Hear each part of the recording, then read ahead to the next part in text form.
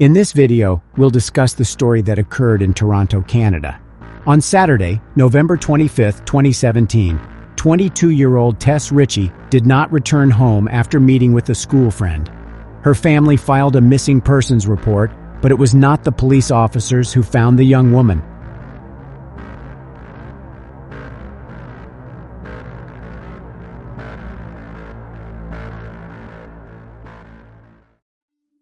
Tess Richey was born on November 30, 1994. The youngest in a family of 5 girls, Richey was raised in North Bay before moving to Toronto at 19. One of her sisters, Verena Richey, said Tess loved her life, her dogs, and her family. Tess had served tables in the city, but her dream was to land a job as a flight attendant and see the world. She was taking steps to do just that, having completed the flight attendant course at Seneca College in North Toronto. At the same time, she was trying to get a job in one of the major hotels in Toronto. Unfortunately, Tess couldn't find a job to her liking. Her family financially supported her and never refused money when she asked for help. Some Canadian sources also say that when Tess didn't get a job at an airline or a hotel, she started learning Italian and searching for au pair jobs in Italy through the internet. Tess also had her own YouTube channel. The last video she published there was on February 23, 2014, almost 4 years before the events we'll discuss today. Tess talked about her experiences and the difficulties she had to face. Let's listen to some excerpts from this video.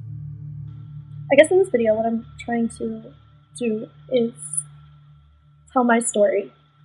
Because I know for me, when I was going through this, I was searching everywhere I could, trying to find somewhere where somebody would understand and be able to get what I was going through, and I never found that. My boyfriend decided it was okay to strike me, whether it's just a strike, whether it's a punch, whether it's a hair pull, whatever it is, it's not okay. And like, he told his friends that he just threw a purse at me, and I'm like, even that's embarrassing. If only that's all that happened, but even that's embarrassing that you have to say, oh, all I did was throw a purse at her. No, it's really sad, and it makes me really sad because we were up in his bedroom, and that's when he hit me. I'm trying to justify. I don't even know. It's just, I've never been beat so badly or imagined me being beat so badly. It's so hard every day. Unfortunately, a few years after recording this video, Tess again faced problems in her personal life. That fall, heartache destroyed her life. On November 23, 2017, Tess went through an emotional breakup with her boyfriend Julian. The next day, she turned to her older sister Rachel, who was 8 years older than her. The two were close. "She was my soulmate," Rachel said. On November 24th, Tess spent most of the day at Rachel's house in Toronto. They talked about the breakup, went shopping, and visited a dog park. That evening, Rachel cooked some food. However, she had to persuade her sister to eat, as she had no appetite due to stress. Despite this, Tess made plans for the night. She decided to meet an old school friend named Riley Simard. Like Richey, Simard was from North Bay. She had moved to Toronto in the summer of 2017. The two hadn't seen each other in years, but now that they were both living in the same city, they had started talking again. Simard suggested they go to Cruise and Tangos, a well-known drag bar in the Church and Wellesley area. That evening, Rachel's partner ordered Richey an Uber so she could meet Simard downtown. Rachel Richey recalled seeing her sister running down the front path to the Uber. That fleeting glimpse was the last time she would see her alive. Richey arrived at Cruise and Tangos around midnight. Simard wasn't there yet. The club was full of people. Tess texted her sister to tell her she reached the place safely. It was commonplace. Richey's phone was her second best friend, her sister said. The following morning, Rachel Richey sent her younger sister a text message. She didn't expect to hear back immediately, considering Tess had been out the night before. By 6:30 p.m., Rachel still hadn't heard from her. Soon after, she noticed that none of her texts had reached Tess. Rachel tried calling, but all the calls went straight to voicemail. Her mother, Christine Hermiston, also tried to contact Tess, but her phone was off. Christine received a message saying that Tess had ordered an Uber at 4:02 a.m. However, soon after, she canceled it. When registering an Uber account, Tess indicated her mom's credit card. Hence, Christine received a message every time her daughter used a taxi. Tess always kept in touch with her family, so when her phone did not turn on during the day, they began to suspect something could have happened to her. She usually had her phone on her at all times. Rachel asked her partner to check her sister's apartment in Scarborough. At the same time, she started contacting her friends. It was about 9 p.m. on Saturday. Tess was still missing. Her family had a bad feeling about all this. Rachel started calling hospitals and also contacted the police. By the evening of the following day, the police had no news for Tess's family.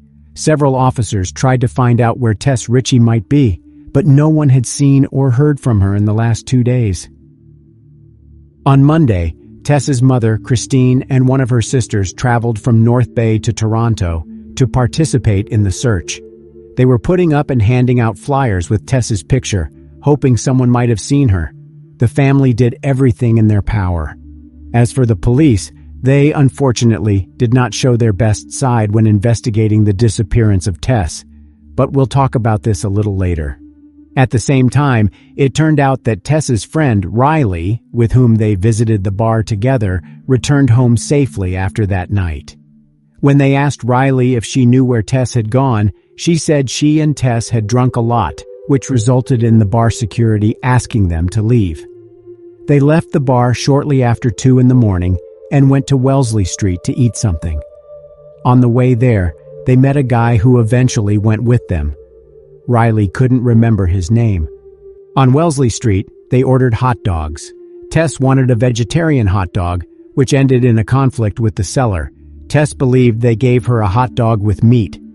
Riley admitted that her friend took mustard and sprayed the vendor cart with it, after which she, Tess, and the guy with them had to run to Dundonald Street. While there, they saw a woman on the house porch and started talking with her. Her name was Michelle Teep. Their conversation lasted about 20 minutes. Tess told Michelle that she had recently broken up with her boyfriend and shared how hard it was for her. Michelle tried to support Tess. Moreover, they even exchanged phone numbers. Teep said Richey seemed like someone trying to have a good time, but when she looked into her eyes, she saw sadness. The breakup with Julian appeared to be weighing her down. "I told her everything does get better and just to hang in there," Teep said. At 4 a.m., Riley received a text from her boyfriend asking her to come home. She said goodbye to Tess and walked towards Yonge Street and then home. Tess was disappointed that Riley had left her. At 4:02 a.m., she ordered an Uber. Thus, one can assume that after her friend left her, Tess decided to go home too. The driver arrived at 4:14 a.m., but Tess wasn't there.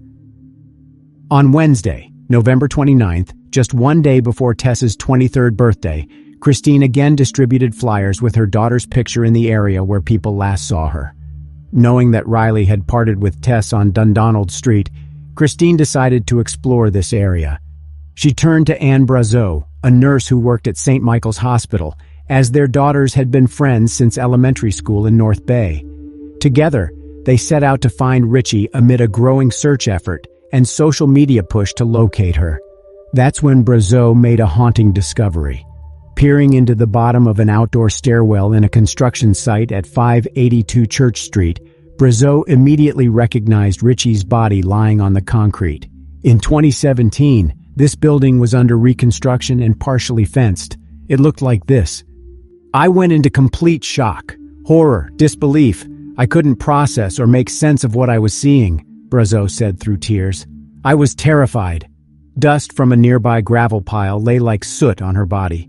Brazeau let go of the staircase railing and walked backward down the gravel driveway toward Church Street. Hermiston was farther up the sidewalk by that point, unaware that her daughter's body was so close by. Brazeau began to call out to her. "Christine, come back here," she said. "There's a girl in the stairwell. You've got to come back." Hermiston turned, raced down the driveway, and stopped dead at the stairwell. After a few moments, she started screaming and asking God for help. Tess's death became a heartbreaking challenge for her whole family. They found her body just 300 yards from the bar where she spent time before she disappeared and just 20 yards from where her friend Riley last saw her. It raised a lot of questions about the work of the police. After all, her body was a couple of blocks from the bar all this time. However, after Anne and Christine found Tess's body, an anonymous police source provided the press with new information. Allegedly, Tess advertised her intimate services via the internet and worked in a strip club. The grieving mother said Toronto police didn't do enough to search for Richey because they assumed she was an escort. "It was horrifying to read that," Hermiston replied angrily at what police sources told the media after her body's discovery. "She was not making a living in the sex trade industry. It's a blatant lie. They leaked that so it would look like she lived a high-risk life and was in a laneway with somebody, and it wasn't their fault." Although Tess did work as a waitress at a strip club, she quit less than 2 weeks after they hired her. As for intimate services advertisement, it was just an account on a dating site. Even though they had found Richey's body, there was no explanation for what happened to her. Police did not initially suspect foul play, but the homicide unit eventually took over the case after an autopsy revealed she had died of neck compression. Moreover, they found seminal fluid on the girl's clothes and saliva on her bra. After some tests, they found traces of male DNA. Thus, the police finally started searching for a suspect. Considering Riley's testimony, the detectives were trying to figure out the identity of the guy the girls met that night. After all, he was the person Tess stayed with after Riley went home. The police turned to CCTV footage to learn more about that night. This video shows Tess and Riley leaving the bar and going towards the hot dog vendor's cart. There were also CCTV cameras on the building close to where Brazeau found the body. After analyzing the recordings, the police saw Tess and her new acquaintance walking hand in hand up the gravel driveway. According to the information voiced by the police, the camera captured Tess and this unknown man at 4:14 a.m. The following recording, taken 46 minutes later, shows the guy leaving the place alone. Tess never appeared in the footage again. Therefore, the police believe this man was the main suspect in the Tess Richey case. On December 10th, during a press conference, the Toronto police published pictures of this man taken with the help of a video surveillance system. They hoped someone would recognize him. The pictures, taken by an ATM camera, were of poor quality. An ATM was next to the place where Richey bought hot dogs. In the evening of the same day, the police discovered the identity of this man. Oddly enough, after seeing the published images, the man called the police station himself. "I'm the guy in the photo," he said. The person who was with Tess that night was 21-year-old Kaylin Schlatter. In the fall of 2017, Schlatter was 21 and living with his parents and younger brother at their North Toronto home. He had completed a year of postgraduate study as a car mechanic and worked with his dad in construction. Schlatter, his parents, and one of his lawyers went to the police station, where he briefly spoke with detectives but refused to testify. His parents brought some food and a bottle of water for their son. In the end, they provided police with some crucial evidence. While still at the police station, Schlatter threw an empty water bottle into a trash can. The police promptly seized it and sent it for forensic medical examination. It took some time, but eventually, they determined that the DNA sample on the bottle and DNA samples extracted from seminal fluid and saliva found on Tess Richey's body belonged to the same person. Police planned an undercover operation to monitor Schlatter for several weeks, but the DNA results accelerated the process. Schlatter was arrested around 11 p.m. on February 4, 2018, after watching the Super Bowl with his family at the Cineplex Cinemas Queensway in Etobicoke. They took him to 13 Division and placed him in a holding cell at 3:19 a.m. on February 5th. 2 other men were locked in holding cells on either side of him. Schlatter had no idea both were undercover cops and that he was about to give them an abundance of evidence. The 3 men sat in separate, nondescript holding cells with a combination toilet and sink as well as a bed. Schlatter was locked in a cell between the 2 cops, with all 3 men facing the same wall. None of them could see each other, But that didn't stop them from talking for hours. Schlatter told these policemen about his passion for card games and his ability to seduce women. According to him, he has slept with more than 40 women, even though he was only 21 years old. However, he did not mention that he liked both men and women. As it turned out later, Schlatter did not meet Tess and her friend Riley on the street. He was in the same bar as them. That's where he first noticed them.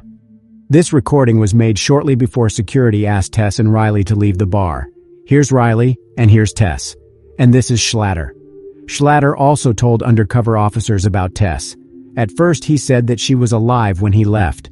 Shortly after, Schlatter added that something could have happened because alcohol clouded his mind. He thought he was not capable of it. The police charged Kalen Schlatter with taking the life of Tess Richey, but of course, he denied his guilt.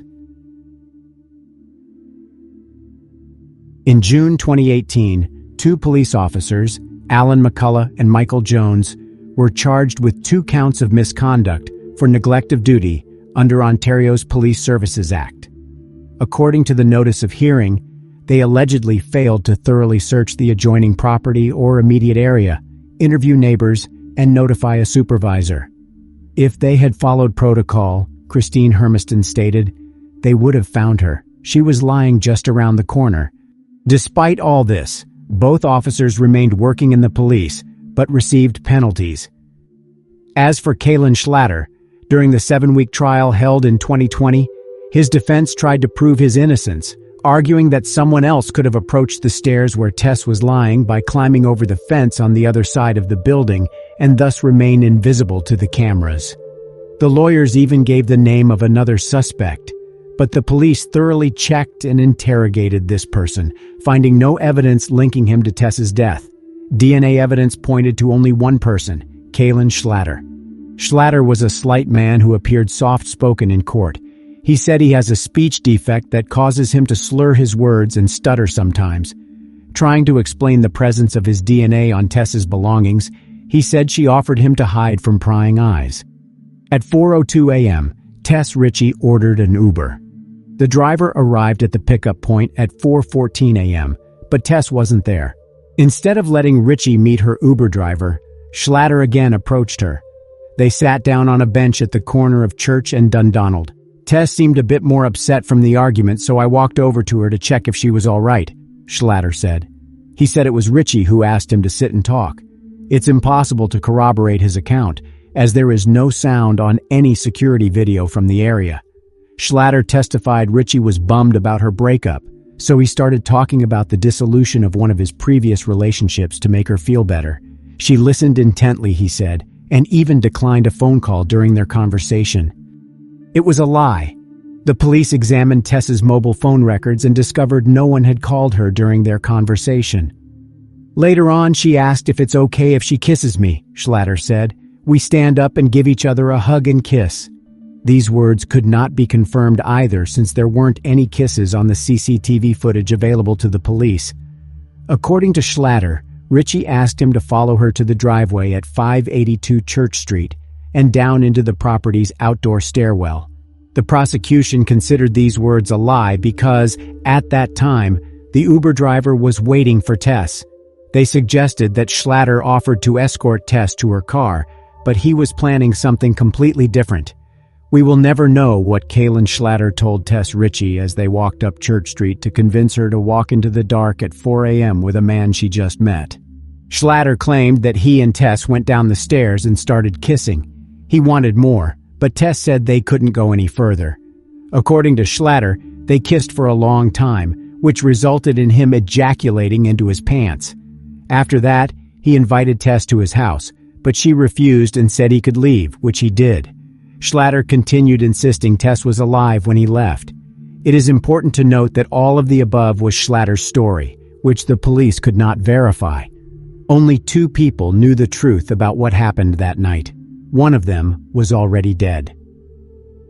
The prosecution's witnesses at the trial were Riley, a friend of Tess, and Michelle Teep, a woman with whom they talked that night. They both identified Schlatter. Schlatter not only spilled his guts to 2 undercover cops, he allegedly confided crucial details to a cellmate when they were at a Toronto detention center for roughly 2 months in 2018. The man, who can only be referred to as ES because of a publication ban, has a criminal record spanning decades, including several break-and-enters and a domestic assault. The informant said he initially felt sorry for Schlatter, as he was a young man in jail for the first time. That's why ES invited him to share his cell while the two were in protective custody. But over time, ES soured on his new cellmate. Schlatter would cry himself to sleep at night because he didn't want to do time and because he missed his mommy. And yet he showed no remorse about Richey's death, ES said. He said Schlatter told him about his kiss with Richey and that he lost control when she said she didn't want to go any further. He couldn't stop and strangled Tess with a scarf. In court, Schlatter flatly denied that those conversations took place. His lawyer called ES a manipulative, pathological liar. Putting aside all the testimony and relying only on physical evidence, one can conclude that someone strangled Tess Richey and only one person's DNA was on her clothes, Kaylin Schlatter. In her closing address to the jury, defense lawyer Lydia Riva portrayed Schlatter as a harmless kid and an innocent young man. As hard as it might be to accept, and as uncomfortable as it might make us feel, the criminal justice system can get it wrong, Riva said. Mr. Schlatter was an easy target. He is easy to blame. On March 23, 2020, the jury found Schlatter guilty. The judge sentenced him to life imprisonment with the right to request parole after 25 years. The trial was heartbreaking for Richey's mother, sisters, and other supporters, who were at times reeling and crying in the courtroom.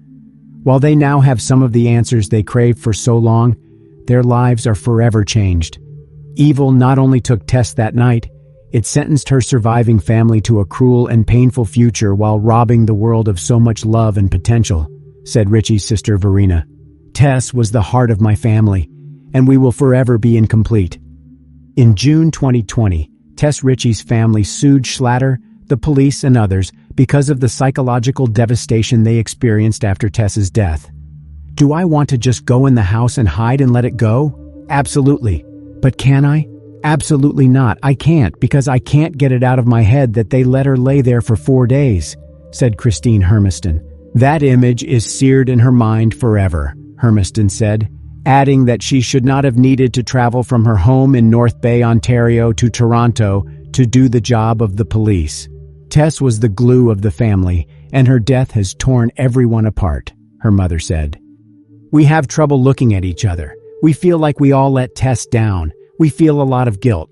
And that's why we're continuing to fight on behalf of Tess, because we're not going to let her down again. They are seeking a total of $20 million in damages, including punitive damages.